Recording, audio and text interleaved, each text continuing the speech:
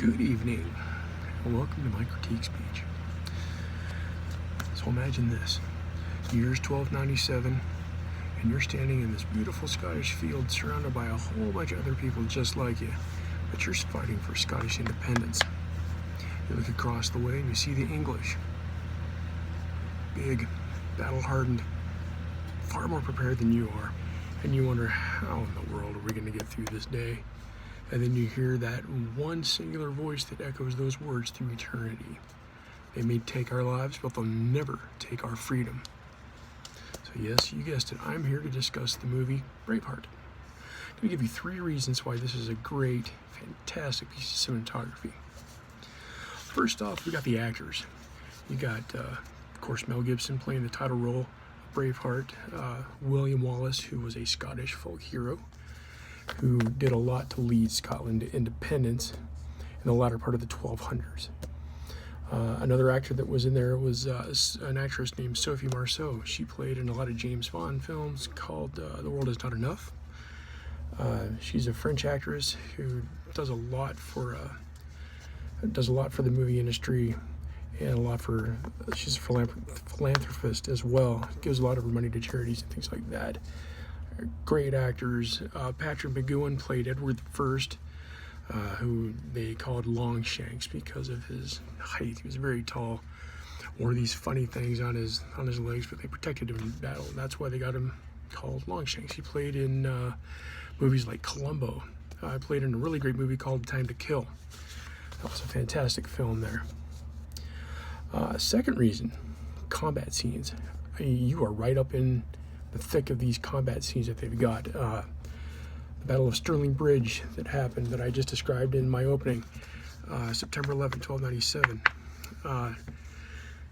You're in the thick of it, man. You're dodging arrows, you're whoa, swords are swinging everywhere, spears are flying, there's a lot of fire, a lot of blood. Just crazy. The cinematography for those scenes were just impressive.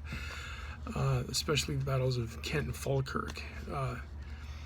They took a lot of liberties in this movie. William Wallace never really attacked Falkirk, but the movie and the battle scenes in that one was fantastic. He was defeated at Falkirk by Edward I, just like a year later in 1298.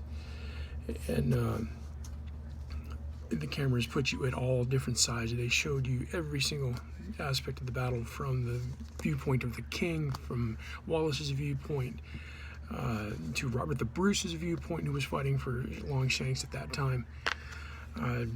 This movie's definitely not for kids. It's very bloody, but you have to understand the time that this was taking place. There was always a lot of bloody combat going on there in the fight for Scottish independence. The third thing, another main point, is Scottish history. This movie really turned a lot of people that I know on to the subject of the history of Scotland and the UK and Ireland, but mainly north of England, Scotland, great land full of history.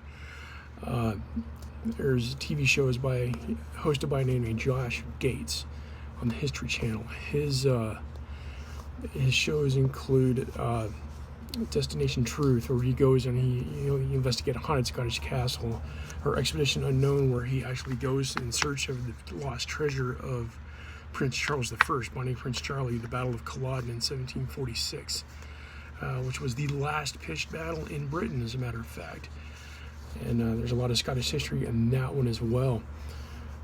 So in conclusion, you got 3 great actors, you got great actors, you've got awesome combat scenes, great cinematography, good storyline, a lot of Scottish history in there. It's fantastic. If you're into Scottish history, even though they took a little bit of liberty with some of the history in there, go watch this film. It's fun. It's a rollicking good adventure. Pretty much sums it up that this is just a great film to go see. Don't take your kids. It's very bloody. There's a lot of scenes in there that the kids don't need to be seeing, especially Wallace's execution. He was drawn and quartered. His head was cut off. He was hung. They mistreated him really badly when they finally caught up to him. But that's why he's a hero, because he didn't give up. Even at his death, he did not give up the fight for Scottish freedom. His last word in the movie, freedom. It's awesome.